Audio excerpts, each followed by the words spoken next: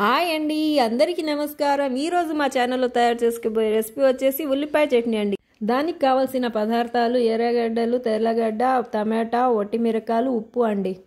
ఫస్ట్గా stove on చేసుకుని దాంట్లో కడాయి పెట్టుకోవాలండి. దాంట్లో కొద్దిగా ఆయిల్ వేసుకొని ఒట్టిమిరకాయలు వేయాలండి. దాంట్లోకి ఒట్టిమిరకాయలు వేసి కొద్దిగా ఫ్రై చేసుకోవాలండి.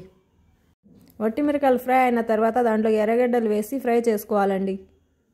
ఎర్రగడ్డలు ఫ్రై అయిన తర్వాత పక్కన తీసి పెట్టేయాలండి ఎర్రగడ్డలు. ఆ తర్వాత కడాయి పెట్టుకుని కొద్దిగా ఆయిల్ వేసుకొని ఆ తర్వాత టమాటా ముక్కలు వేసి ఫ్రై చేయాలండి. టమాటా ముక్కలు కొద్దిగా ఫ్రై అయిన తర్వాత దాంట్లోకి ఉల్లిపాయ రెబ్బలు వేసి ఫ్రై చేసుకోవాలండి. ఉల్లిపాయ రెబ్బలు టమాటా ఫ్రై అయిన తర్వాత అది పక్కన తీసి పెట్టేయాలండి. ఆ తర్వాత మిక్సీ జార్ తీసుకుని దాంట్లో ఒట్టిమిరకాయ, ఉప్పు వేసి మిక్సీ జార్లో మిక్సీ పట్టుకోవాలండి.